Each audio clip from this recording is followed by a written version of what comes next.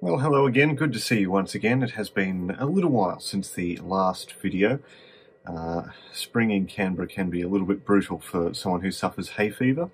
Well, unfortunately, most hay fever medications don't really do much for me, so I have to get something that comes out of the US, and I had some shipping difficulties with that. But we got there in the end. Much better. Much better hay fever season once you have something to deal with the hay fever. Anyway, that's not the point of the video today. Wanted to show you something today mostly relating to harness racing, but also showing how you can use the ANZ Analyser to do some analysis of things more than just level staking. So I have a system for harness racing based off this, but I'll show you in the ANZ Analyser here something. This is Australia, New Zealand horse racing and harness racing as well. Looking at the favourites winning races, you can see they have a strike rate of 37% overall, which is a little bit better than the generally accepted wisdom of about a third of favourites win. It's actually about 37% for Australia, New Zealand horse racing and harness racing, which isn't too bad. I was recently thinking about that number and thinking about stop at a winner staking. I guess for most people who've done automated betting of one sort or another, backing the favourite or laying the favourite has been something they've considered and tried. And what you tend to find is that it works well for a while, and then there's a bad run in there somewhere. Back the favourite, for example, with Australian horse racing, you will probably have a lot of good days doing that, but if you're not being somewhat selective with your selections, you're going to get a run at some stage where you'll get 10 in a row where the favourite doesn't win. Maybe more than that. A Saturday afternoon, you're probably going to find as late in the afternoon the favourite's going to struggle a bit. And that can be quite a strain on a bankroll if you are doing something that is as aggressive as stop at a winner staking. So the ANZ Analyser here is showing us that if we were to just back all of the favourites in every race at a level stake, we would have a loss of 4%. And you can see it just goes down, down, down over the time. A few little peaks in there, but for the most part it's just going down, which is not ideal. But 37% at stop at a winner staking, a lot of the time will do okay. So using that as a basis, I figured I can use the analyzer to work out strike rates, and then from there work out what sort of numbers I might be seeing. I'm probably not going to do calculations on stop at a winner staking, but at least see whether something's viable.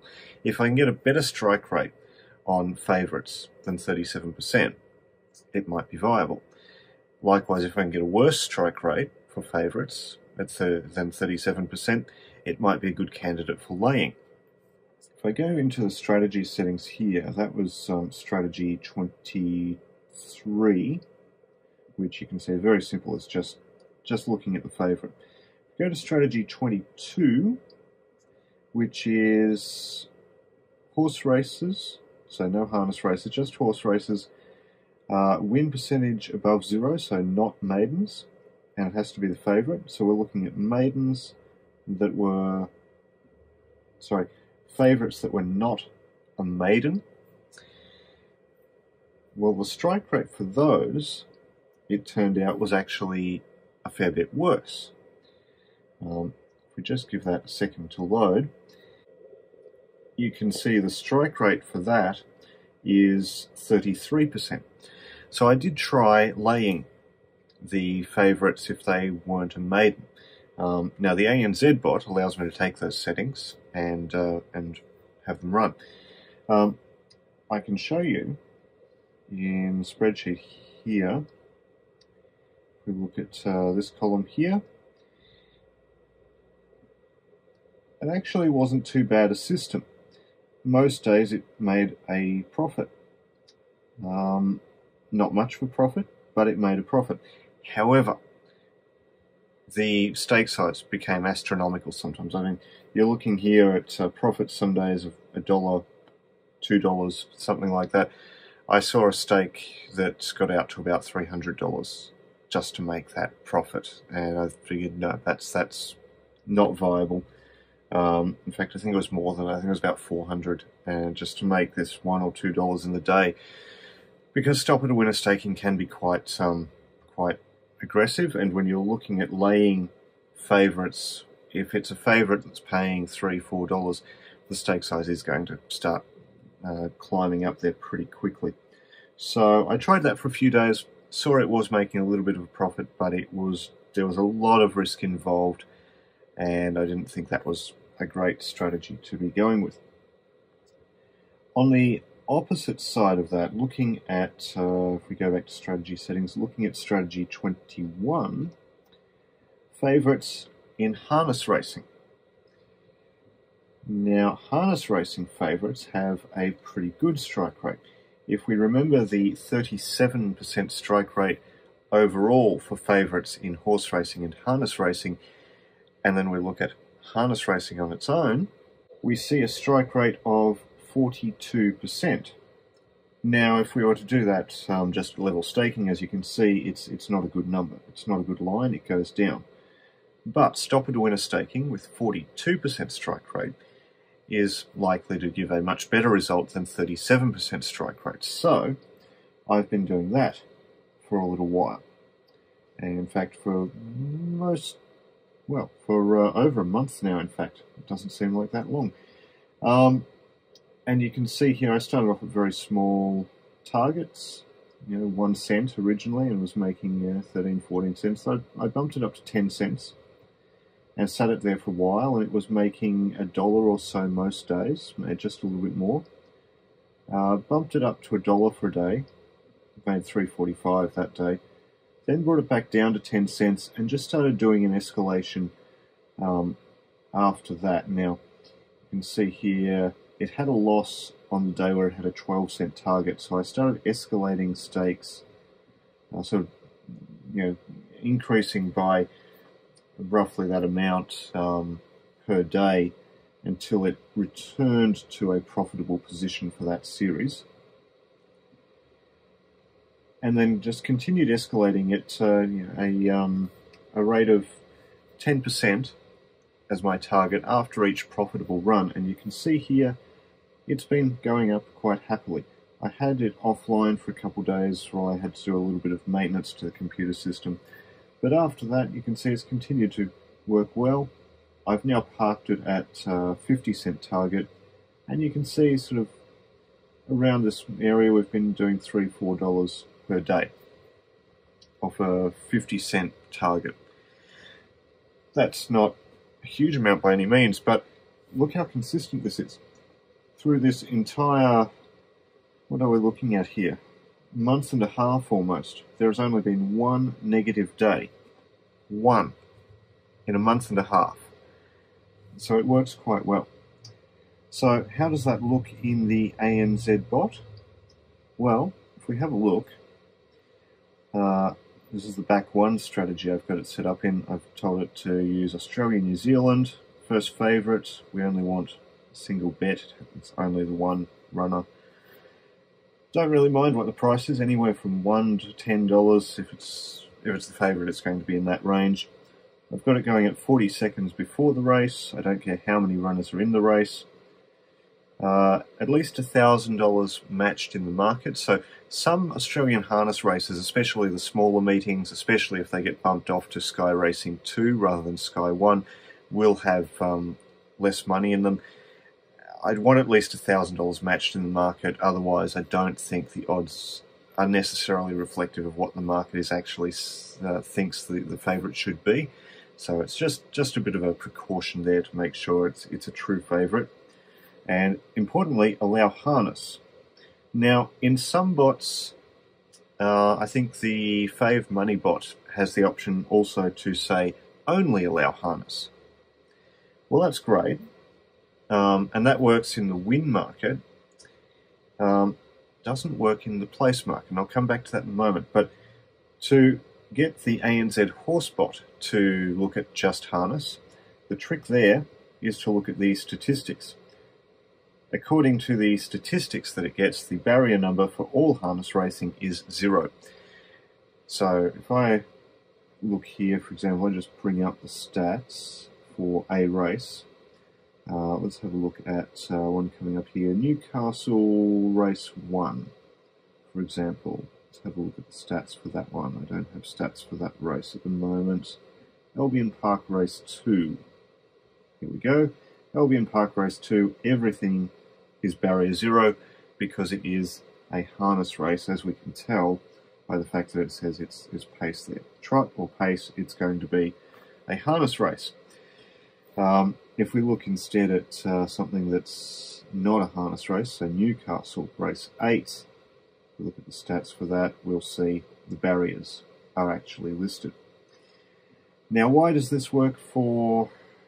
Why can the bot, if it has the option to, say, just harness racing, why does that work in the bot for the win market but not the place market? Well, let's have a look at the place market, which I've got set up in back 2. Where does it say what sort of race it is? It doesn't. It just says to be placed. Unfortunately, the information that comes out of Betfair for the place market isn't as descriptive as the information that comes out for the win market. But the bot, because it's using statistics, I've set it up to use statistics to determine whether it's a harness race or not, it can see that. So we look at, for example, this race here, Albion Park. Oh, that's the one I didn't have stats yet. Mildura. There we go, again. Even though we're looking at the place market, the stats are the same, so we see barrier 0. Which takes me to where I was here with the place market, and I've been looking at this to run a place as well, and you can see I've only been running this for, well, it's almost a month now, and let's see, there's 1, 2, 3, 4. 4 negative days in almost a month. It is making much smaller amounts, but still, it's actually not all that much smaller compared to the win market. You can see here when we're looking at 10-cent targets for the win market, we were looking at about $1 a day, maybe just more was an average number here. At 10 cents target on the place market, it's about half. Probably, 50, 60 cents seems to be an average positive result. So, the place market, what's the strike rate in the place market? Well, it is obviously going to be better than the strike rate in the win market. The ANZ Analyser doesn't have the ability to tell me that by itself automatically, but we can do a calculation here. So, we can do a search.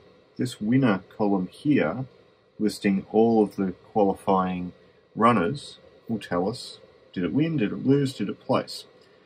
Now, this is going to underestimate the place market a little bit, which ones ran a place, because some that run a place don't get listed as running a place, they get listed as a loss by these statistics, so it's going to underestimate, which is perhaps not ideal, but also not a bad thing in this case, because we know if we look to see how many it says have run a place, we can look at that and see, well, actually the rate's going to be a little bit higher than that, and therefore have a bit of confidence that we know what our minimum strike rate will be, we know it should be a little bit higher. So if I do a search in this column, which we can do in Excel, we want, I want to look down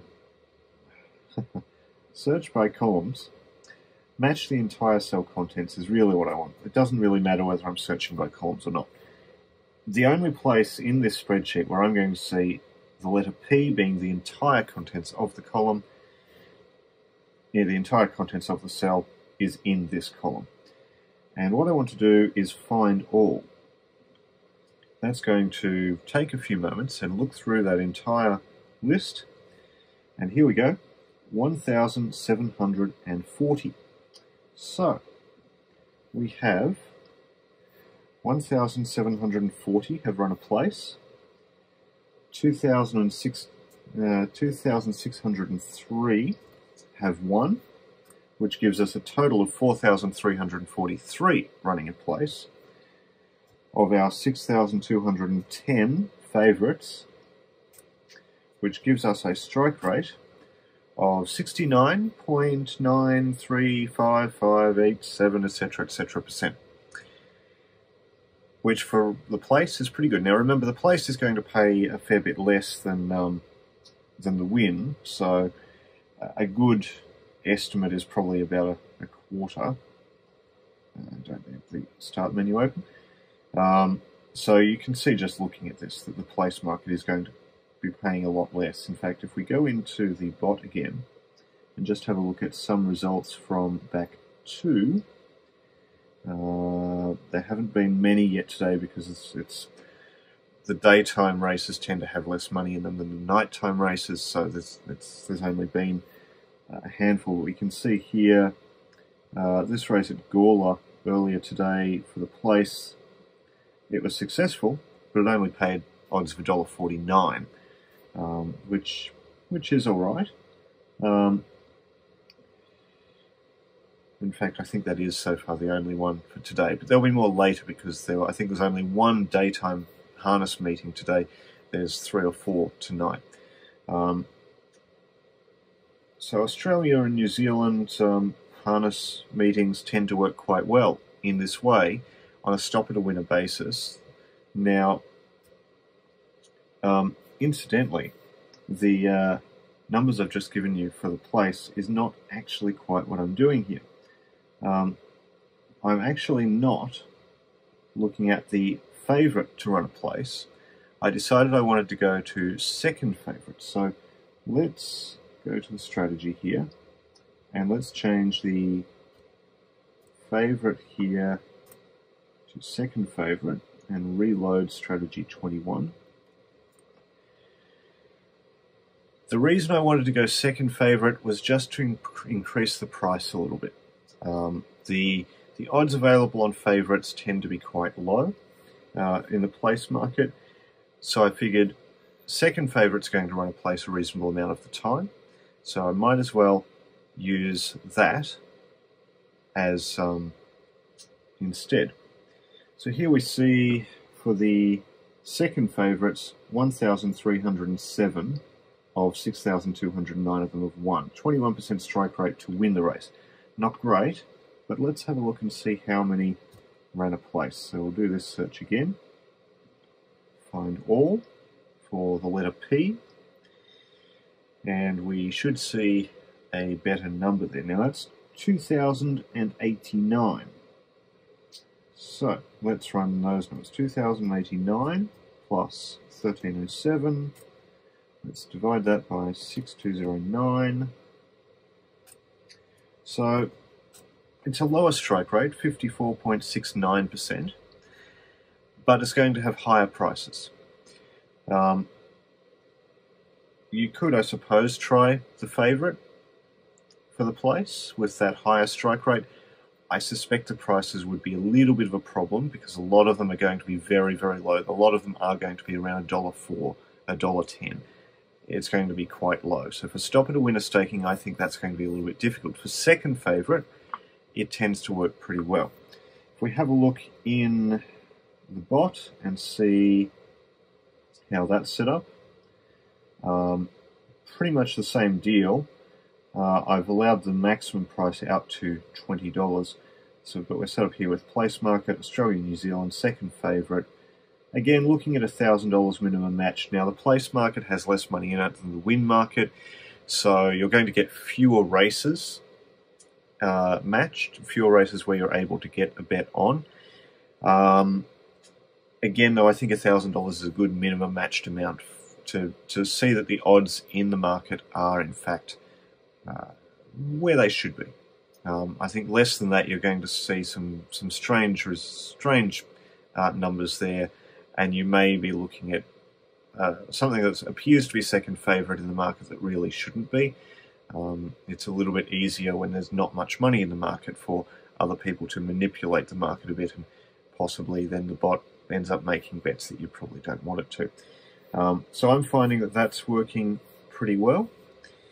And again, the stat settings for that are quite simple. Barrier 0.